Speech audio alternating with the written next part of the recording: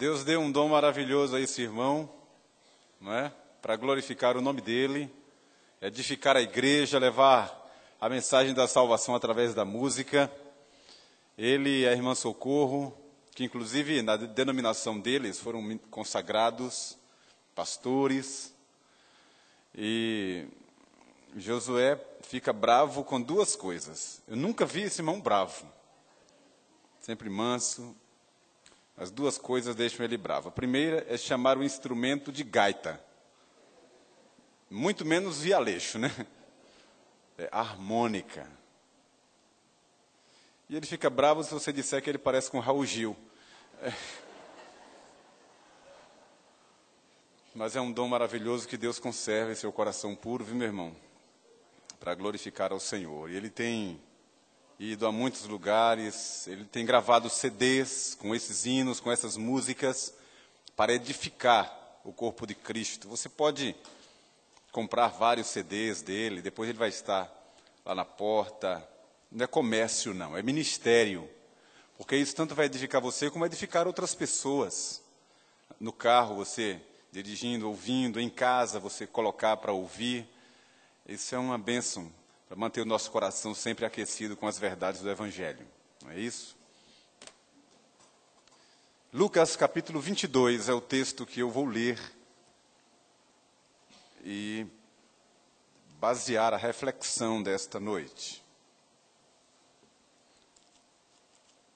Eu vou ler do verso de número 7 em diante.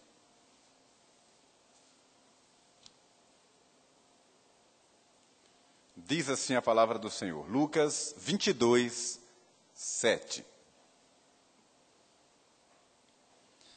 Chegou o dia da festa dos pães asmos, em que importava comemorar a Páscoa.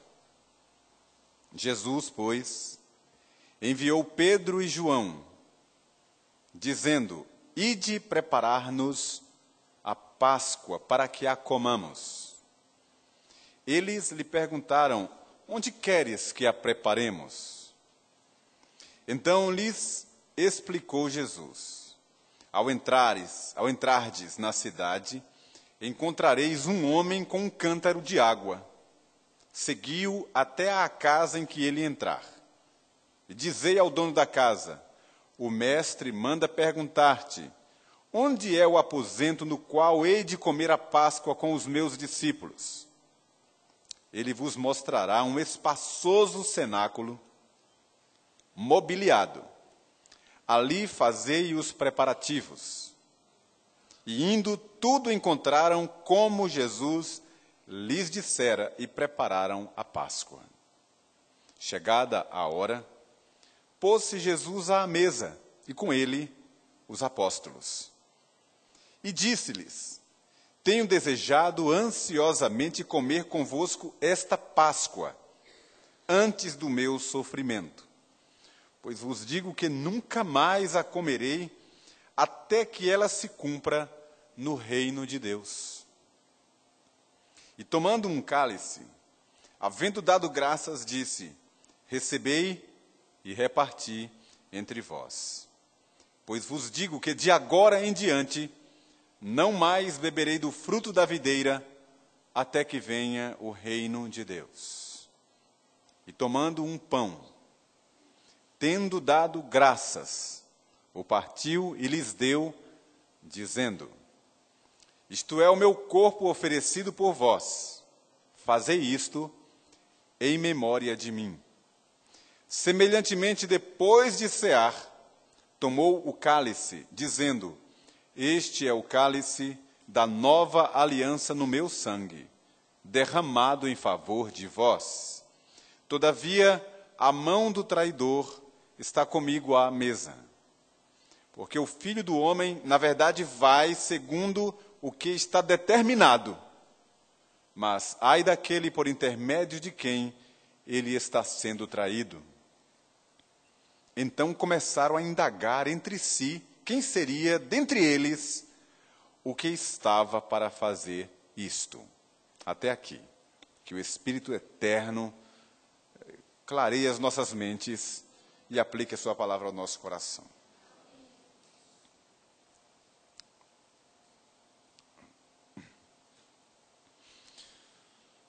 Queridos irmãos, o Senhor Jesus, Ele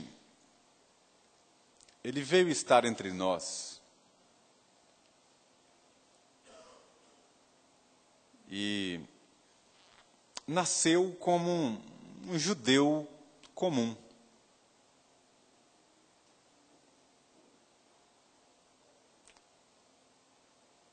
Não temos registros, fotos, imagens. Apenas imaginamos. Se ele tivesse nascido na África, do ventre de uma africana, muito provavelmente fosse Jesus bem escurinho, cabelinho bem enrolado, as pernas bem sequinhas, como um queniano. Se ele nascesse do ventre de uma asiática, de uma chinesa, de uma japonesa, provavelmente Jesus seria baixinho, cabelinho espetado, bem branquinho, mas ele nasceu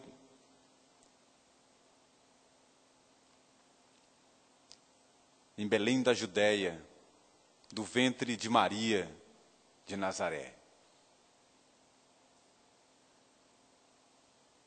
Provavelmente ele era moreno, como seus compatriotas. Nunca aquele Jesus loiro, retratado pelos americanos, olhos azuis, cabelos loiros, longos. Não tem condições. E ele cresceu como uma criança, como um judeu comum, identificado como um deles. Daí o espanto dos seus conterrâneos ao verem Jesus despontar como um líder entre eles. Ué, não é Jesus, o filho de José e Maria? Seus irmãos e irmãs estão entre nós, filho do carpinteiro. Jesus ajudava o pai na carpintaria. E como um judeu criado na cultura judaica, ele seguiu e cumpriu os ritos da época. Ele foi circuncidado ao 8º dia, como todo judeu e como rezava a lei de Moisés. Ele foi circuncidado no prepúcio ao 8º dia. Todo ano, Jesus ia com os pais a Jerusalém para a festa anual dos pães asmos. O que acontecia em Jerusalém era o grande encontro das famílias para a grande celebração daquele memorial perpétuo que Deus estabeleceu. Todo ano. Num desses anos, numa dessas idas, Jesus tinha 12 anos, ele ficou lá, a festa durava 7 dias. Eles ficaram em Jerusalém, ali naquele vozeio, naquele povo todo reunido. E ao final da festa, quando os pais voltavam para casa, Jesus ficou lá, conversando com os doutores. Depois a gente não ouve mais falar sobre Jesus, senão quando começa o ministério dele. Ele já tinha cerca de 30 anos. Mas todo ano ele ia cumprir esse rito.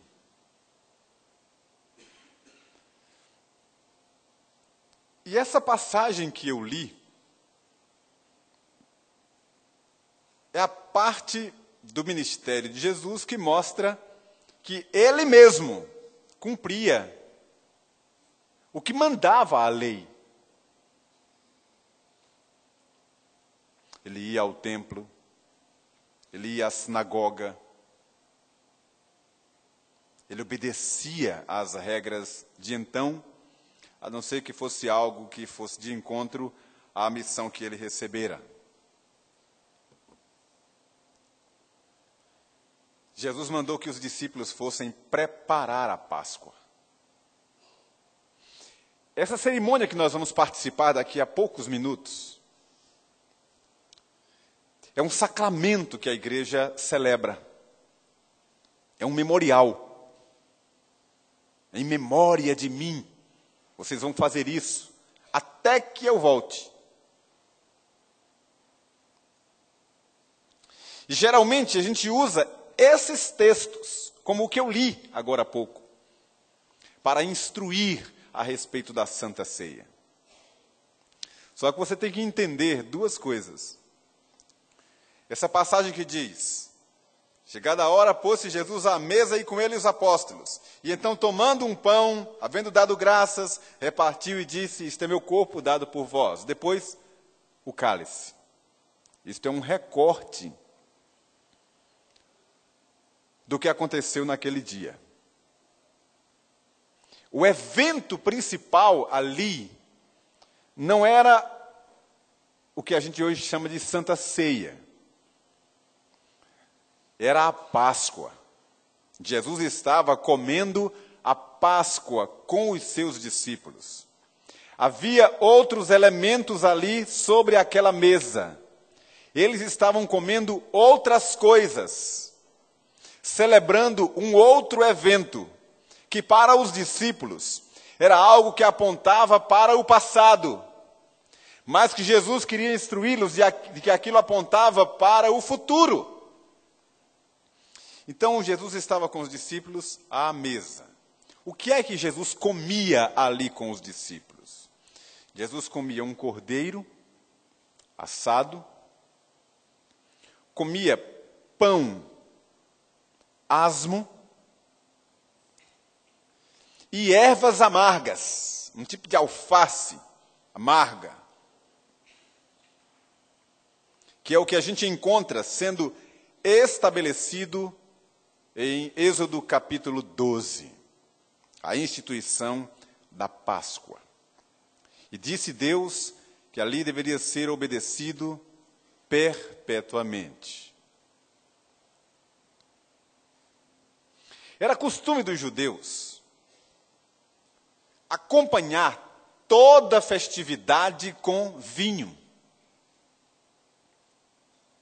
O vinho para o judeu não era uma bebida somente. O vinho não fazia parte ali do cenário da Páscoa em si, não era um elemento da Páscoa. Mas sim, para o judeu representava o sinal da alegria. Era um símbolo da própria festa em si. Essa é a razão porque em João capítulo 2, em Caná da Galileia, quando Jesus vai a um casamento, e ali diz que o vinho acabou. E Jesus então transforma a água em vinho para que a festa continuasse. Era costume dos judeus uma festa durar uma semana, 2 semanas, dependendo das posses dos anfitriões, de quem fazia a festa. Podia faltar outra coisa, mas o vinho não podia faltar. Não era uma bebida, era um símbolo, um sinal da alegria daquele povo. E Jesus, então, durante a Páscoa, comendo a Páscoa, ele então toma daquele ambiente da mesa esses 2 elementos e simboliza neles o seu sacrifício. Eu quero dizer algumas coisas para vocês e para mim nesta noite.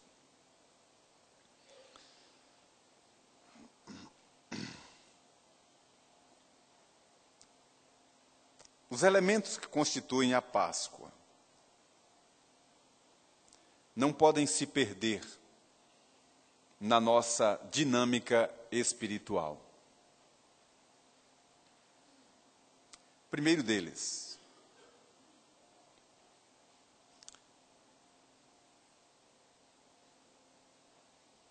ervas amargas.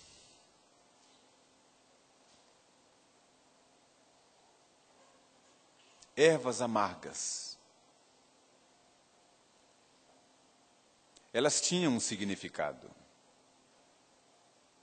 Não era uma comida, não era para encher a barriga, não era um acompanhamento,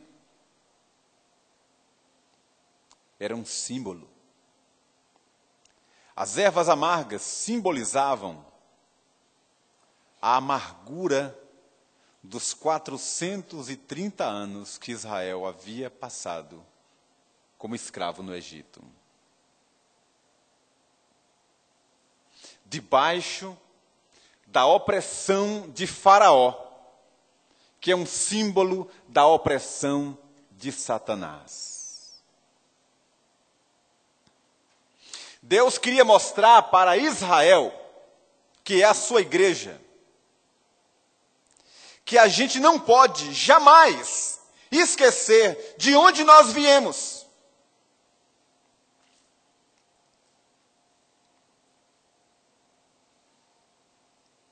Quando nos reunimos aqui para celebrar a Deus, culto, é sempre em gratidão por tão grande salvação. Éramos escravos, escravos do pecado, e fomos libertos pela graça de Deus. Mas o homem sem Deus vive sob escravidão e sob amargura, sob o fel do inferno e do pecado.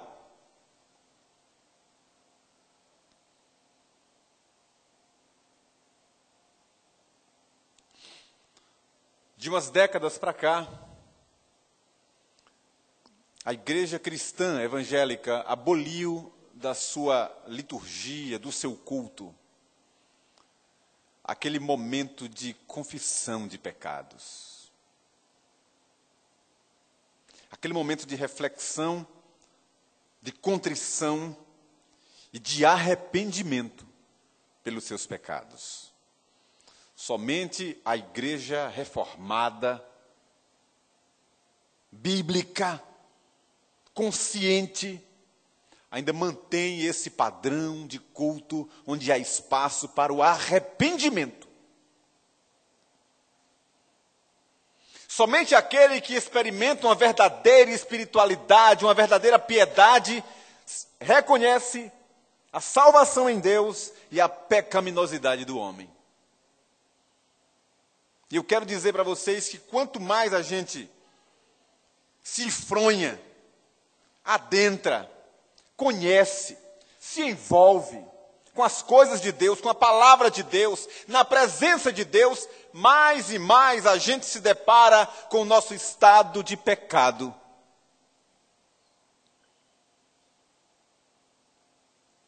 E de quão ruim, danoso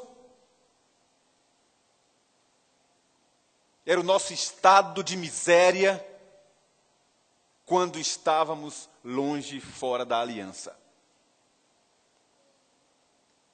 O homem natural come, limpa a boca e diz que não cometeu pecado. Mas aquele que está em Deus, que saiu do Egito, que rompeu com as correntes do inferno, pode discernir quão terrível é a escravidão do pecado. Na nossa vida não podemos esquecer de onde viemos, porque é isso que nos mantém sempre alertas, sempre despertos, sempre dependentes de Deus. Vocês sabem como foi que aconteceu quando Israel atravessou o Jordão? A terra onde eles habitariam era uma terra habitada. Havia vários povos ali, conhecidos como amorreus, heteus, heveus, jebuseus. Israel conquistou pela espada aqueles territórios. Mas sabe o que foi que Deus fez? Deus quem fez isso. Não permitiu que todos os inimigos fossem conquistados. Muitos inimigos permaneceram ali, por ordem divina. por providência divina, para através daquele remanescente infiel, opressor, continuar perseguindo Israel, para que Israel ficasse sempre alerta, sempre desperto, lembrando-se do que havia passado e acontecido.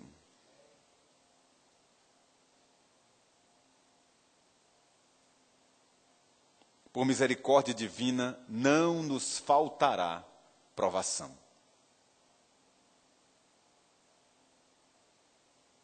Vou repetir.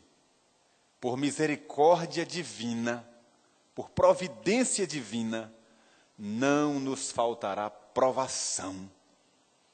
Porque Deus conhece a nossa estrutura. Ele sabe que se a gente ficar só no bem bom, sem provação, a gente se esquece dele. São aquelas pessoas que já deram muitas e tantas provas. Pessoas que já se assentaram nesses bancos, e eu conheço muito bem, que enquanto estava sob pressão, não faltava culto, não faltava reunião de oração, era buscando a Deus, era se consagrando, fazendo votos.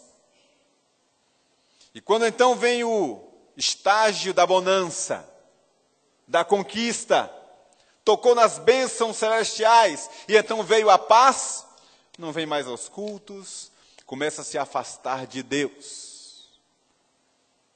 E por isso que Deus, misericordiosamente, aos seus amados, Ele não deixa faltar provação. E para o nosso bem, precisamos sempre nos lembrar das ervas amargas. Quantos você conhecem que vieram a Deus pela dor?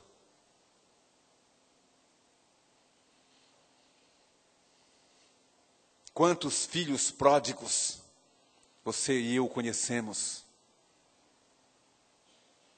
Que enquanto estava com dinheiro, com bens, com amigos, com louvores, saíram de casa, abandonaram a casa, foram curtir a vida. Quando estavam no fundo do poço, não tinham mais para onde ir, não tinham o que fazer. Quando a opressão veio sobre eles, lembraram-se da casa do Pai. Nós não podemos nos esquecer de onde viemos. São as ervas amargas. A feiura do pecado. O ardor do inferno. Opostos à luz de Deus e à paz do céu.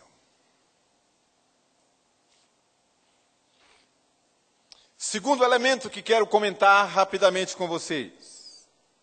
Os pães asmos. Pães sem fermento. Uma outra hora, não agora, por favor, você vai conferir Deuteronômio capítulo 6,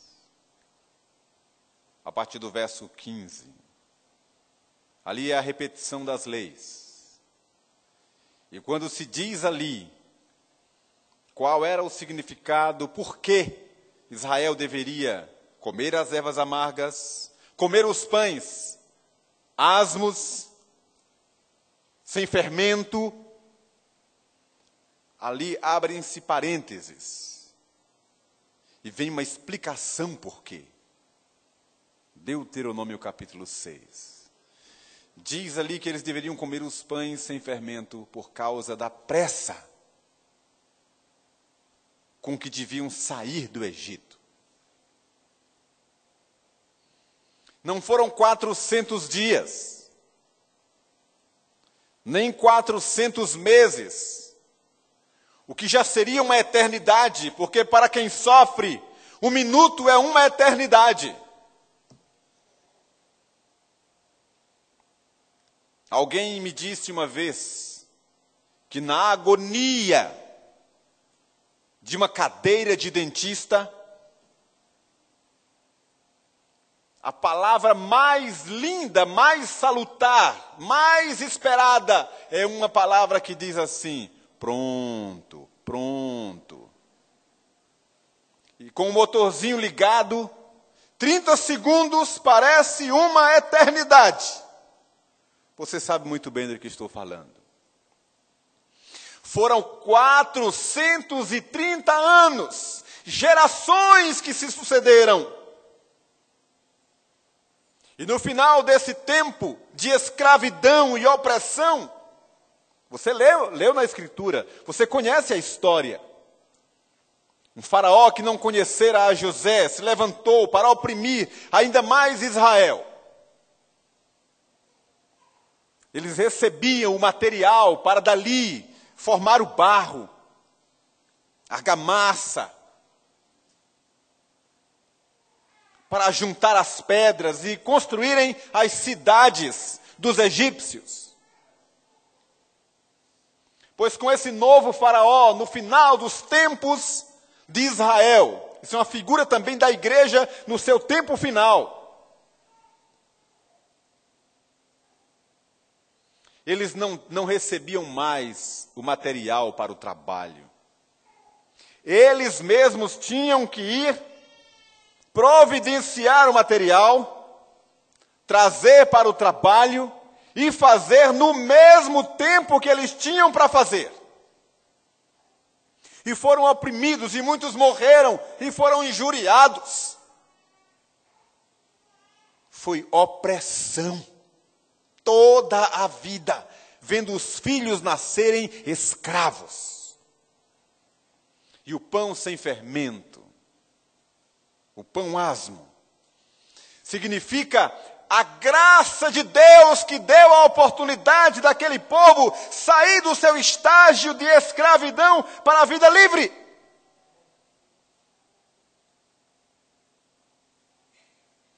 Eles deveriam sair daquele lugar com toda a pressa, sem olhar para trás. Sem olhar para trás. Deveriam comer aquela Páscoa, já cingidos, já prontos, arrumados para a viagem. Com pressa. Sabe o que isso significa?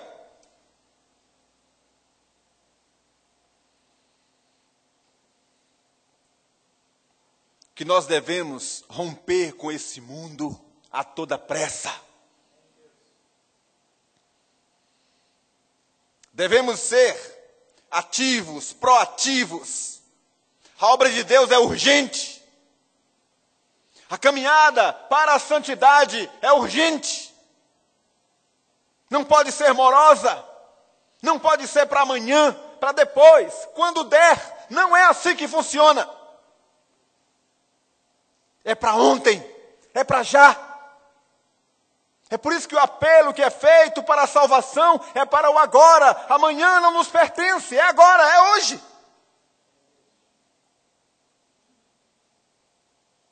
E tudo o que implicar na nossa caminhada com Deus, que vai implicar em nossa santidade, na nossa carreira cristã, é para agora. Agora. Aqueles laços que nos prendem, aquelas ligas, as correntes que nos prendem ao Egito, a Faraó, ao sistema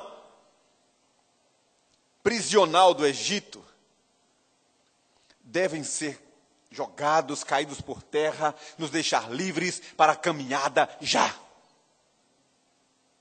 Eu já preguei uma vez aqui, que quando o Faraó ficou sabendo que o Egito estava arruinado e o povo queria ir embora porque Deus estava humilhando os deuses do Egito, Faraó fez algumas propostas a Moisés. A primeira delas foi: não precisam sair da terra, vocês podem servir a Deus aqui mesmo. Deuses não vão faltar. Espaço não vai faltar. Ele queria manter o controle sobre Israel ali. Mas Moisés disse não, porque nós vamos caminho de 3 dias ao deserto, bem longe, para fazer festa para Deus. Aí Faraó fez uma segunda proposta, disse, então tudo bem, se vocês vão, mas não vão muito longe. Fiquem por perto. E Moisés disse, não, é caminho de 3 dias. O mais distante que a gente puder. Porque nós não podemos ter às nossas costas, à nossa vista, aquilo que nos chama de volta para o mundo e para o pecado. A nossa vocação é para longe do pecado e para perto de Deus. Com um detalhe, no Egito eles eram escravos, mas tinham recursos. Comiam, dormiam, tinham para onde voltar à noite, tinham que dar para os filhos, eram rações, mas era uma ração certa. O deserto, aos olhos humanos, era um lugar de experiência, era um lugar vazio, era uma experiência aterrorizante. Mas no deserto é onde há a provisão de Deus. Deus proverá. E nada faltou. Diz a Bíblia que nem as sandálias se gastaram nos 40 anos, nem as roupas se rasgaram, porque foi providência divina. Aí Faraó disse, se vão para longe, podem ir. Mas faça o seguinte, vão os velhos, deixem os jovens. E Moisés disse, não, do velho à criança, todos irão para celebrar a festa ao Senhor. Isso quer dizer que Deus quer que a sua igreja seja uma igreja de famílias. E a última proposta de Faraó foi, não, se vai todo mundo, tudo bem, podem ir, mas deixem o rebanho, deixem o gado aqui, deixem os bens no Egito. E Moisés disse, nenhuma unha ficará. Em primeiro lugar, ervas amargas, lembrando-nos de onde viemos. Segundo, pães asmos, pressa na nossa caminhada cristã. Terceiro, o cordeiro. O cordeiro.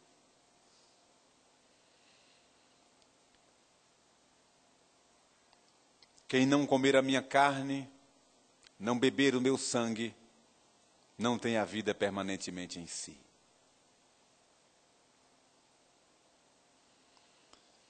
Quem sai para a jornada sem ter participado da vida do Cordeiro, está perdido.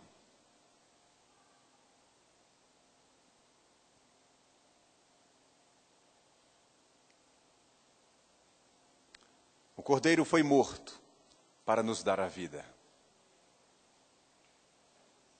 A gente vai para um deserto. Nós estamos atravessando um deserto. Mas estamos atravessando esse deserto na força do Cordeiro de Deus que tira o pecado.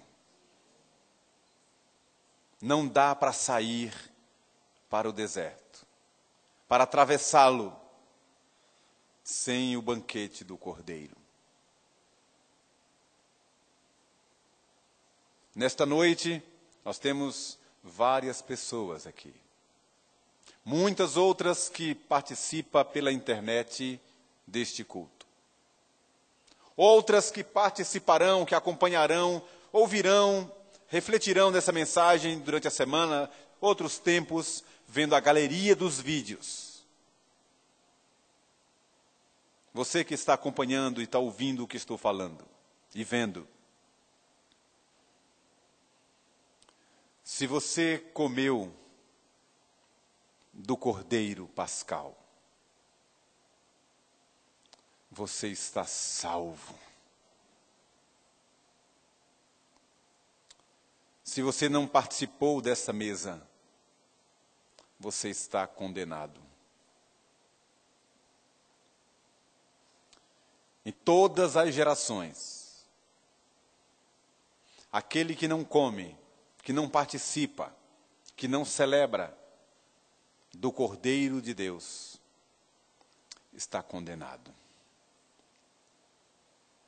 Que nesta noite de culto, na casa de Deus, na exposição da palavra de Deus, que o Espírito eterno, primeiramente, edifique o seu povo, renovando a fé, o compromisso da caminhada urgente à santidade. E em segundo lugar, que esse mesmo Espírito chame para o reino aqueles que ainda não conhecem ao Senhor. E nós vamos orar. Pai querido, a Tua palavra que é o nosso alimento, a Tua palavra que é a luz para o nosso pé, lâmpada para o nosso caminho, nos disse nessa noite que o Senhor Jesus, na noite em que foi traído, tomou o pão, tomou o cálice, Ele estava reunido com os discípulos, participando da sagrada Páscoa. Mais de 2000 anos aqui estamos nós, falando das mesmas verdades, resgatando os mesmos elementos, dando testemunho da mesma obra. E sabemos que em todas essas eras, todas essas gerações que se passaram, a palavra permanece a mesma. As condições para a salvação são as mesmas. O mesmo critério, o mesmo plano da salvação. Que a Tua palavra prevaleça nesta noite e cumpra o propósito eterno do Senhor entre nós para a Tua glória. E que nesta Páscoa dos homens seja estabelecida a Páscoa do Senhor. Que haja salvação e edificação no meio da Tua igreja, em nome de Jesus o Salvador.